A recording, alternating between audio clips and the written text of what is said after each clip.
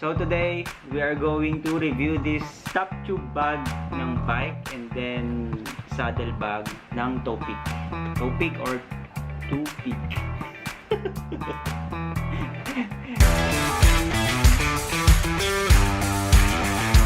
Yan, medium. And then this one, the top tube bag is medium as well. Pero nabuksan ko na to since nagamit ko siya for my first ride. So medyo naputikan na siya. Meron pang strap na nasa gitna pero tinanggal ko. As you can see here, ang laman niyan medyo maliit lang. Ang order ko dapat kasi is large, which is medyo mahaba pa siya. Mga ganito pa siya kahaba. Disadvantage lang nung medium bag is that hindi kakasya yung phone ko, which is S9 Plus. Ayan o, hindi siya kasya. So nung una na disappoint ako kasi dapat yung large yung binili ko. Pero nung na-try ko siya ikabit sa bike ko na small, lagi ko siyang matatamaan kapag mag-off saddle ako or hihinto kami. Pwedeng kasya dito is kasya dito ang multi-tool. Hand pump, hindi rin kakasya kasi hindi na nga kasya yung phone natin. So multi-tool, wallet, kasya naman. Medyo makapal yung wallet pero walang laman yan. Keys, and may alcohol tayo. Tingnan natin yung kung gaano kapuno yung top tube natin. Ayan, may wallet, susi, and then yung multi-tool, and then kaunting mga chocolates lang siguro dito. Aside from that, hindi nakakasya. And kapag tinignan naman natin, nalalak pa siya. Hindi naman siya bulky tingnan dito, pero medyo mabigat na yung laman niya. Okay naman siya, hindi na natin malalagyan ng inner tube and then yung ibang essentials for long ride.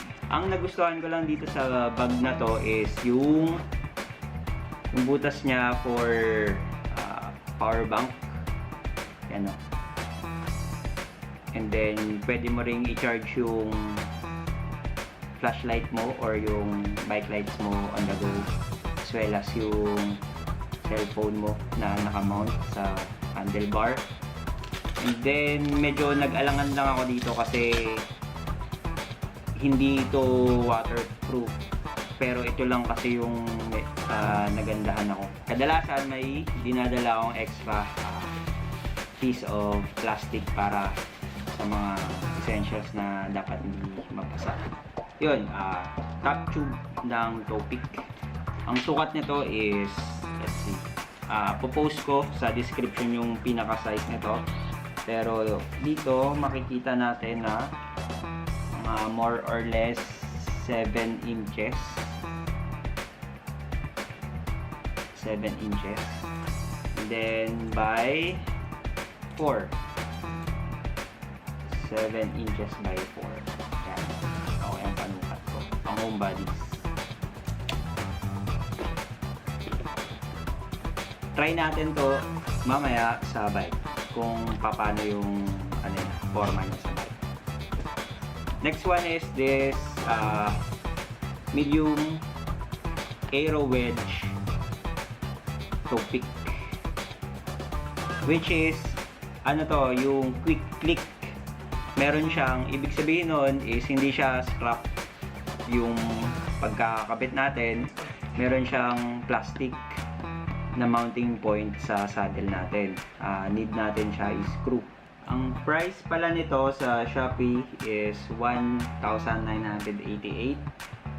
So, para sa akin medyo sulit naman siya kasi makikita mo makapal yung padding, and then weatherproof lang siya, pero bihira naman ako or hindi naman ako magra-ride during rainy season or kapag maulan talaga. Kasi masyadong delikado for bikers na nagsisimula pa lang tulad ko. Saddle bag na nabili ko is quick release. Ang price naman nito is 1,328. Ito yung nagustuhan ko sa kanya. So, ito ipa-press mo lang siya, then quick release na siya. So, ito dapat i-mount natin sa saddle natin dun sa baba. Once mounted na to, mabilis na lang yung paghugot natin ng bag. So, strap lang siya ng seat post. So, ito papakita ko mamaya kung paano natin i-mount. Yung version nito na strap na hindi quick release or quick click is 888. So, meron siyang difference na 440. Pero pinili ko yung quick release para kapag may importanteng or emergency kayo na pupuntahan, kaya nyong hugutin agad to. Or hindi hassle hugutin. And then, yung makikita nyo dito, may zipper siya sa gitna. So, na-extend pa to pag ganito. Yan. Medyo lalaki pa siya. Nasa 7 inches. Tapos, plus 1 inch kapag nag-expand tayo. Ano ang kayang mailagay dito? Siyempre, maglalagay tayo ng inner tube. So, wala pa tayong inner tube for now. Hindi pa tayo nakabili. Pero dito ko ilalagay yung multi-tool ko. Ito. Lagay natin dito yung multi-tool. Hindi pala sila same ng loob ng top tube bag. Dilaw lahat yung loob. Ito, ano lang. Ito lang. Yung sa likod lang na part. Then, itim na rin yung So, ano ang magkakasya dito? Try natin itong maliit na Gio hand pump. Feeling ko hindi rin to kakasya. Try natin sa mount. Oh! Medyo kasya siya. Zipper pa natin siya ng maayos. So, kasya siya. Gio na pump yun ha. Medyo malaki na yan. Lalo na kapag in-expand natin tong ganito. Tapos, uulitin natin yung paglagay ng Gio pump.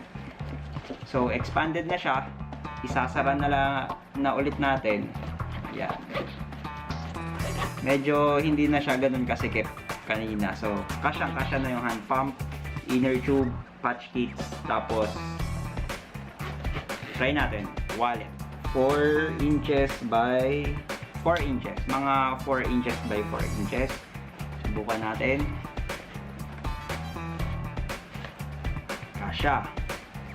So, inner tube nandito, medyo masikip na siya kapag pinagkasya pa natin yung wallet with the inner tube. Pero since wala pa akong inner tube, yung susi, pagkasyahin natin yung susi na may alcohol. Let's see.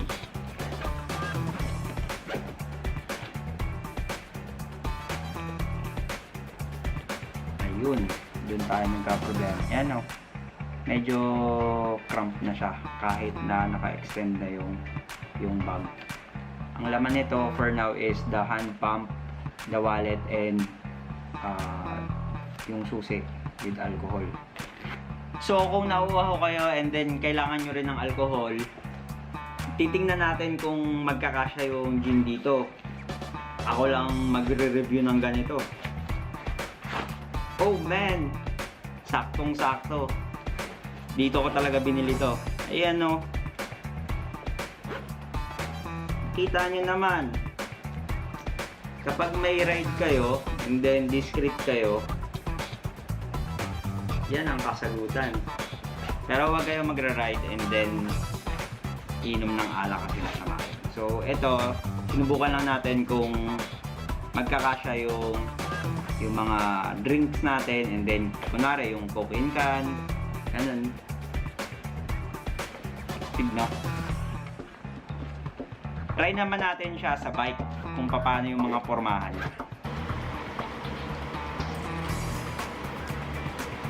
na-mount na natin yung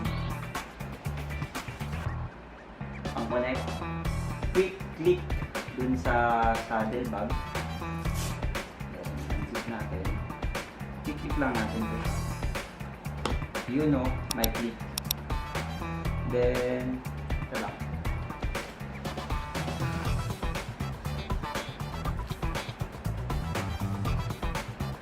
Pag bubuksan natin, ano lang, ganyan. Dukot lang tayo ng inusin dito. Oil. Pag naman may pupuntahan tayo, kunwari kakain tayo sa restaurant tapos may mga mahalagang gamit dito, mabilis lang siya. Then, pipindutin mo lang ito dito. Quick click. This is for extra safety na clip-on tail light. Para sa night ride, okay tayo. Ito naman, meron pa siyang strap dapat dito. Para sa mga bike nyo or sa road bike nyo. Pero kasi yung bike ko, yung top tube niya is nakadikit na dito malapit sa headset. So, tinanggal ko na siya. Then, ganito na lang yung pagkakabit ko. Uwi na lang siya.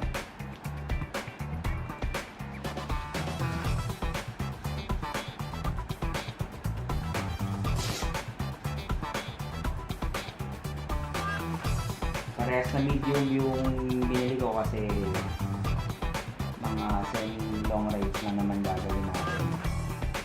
Then, kapag nakamount dito yung quad lock natin, which is sa susunod na vlog ko, quad lock naman dito, pwede mo na siyang i-charge yung mabilis kong malobat na. Okay naman siya. Yung sinasabi ko kanina na kapag nag-off saddle ako, at saka kapag medyo large to, mahaba kasi to may plus 2 inches pa. So kapag nag-off saddle ako, tatamaan mo yung bag. So okay na rin na ang nabili ko is yung medium lang. Para sakto lang siya kapag mag-off saddle. Kung may mga tanong pa kayo regarding these items, so comment down below and subukan natin sagutin lahat yan. Then subscribe na rin kayo para mag-grow yung channel.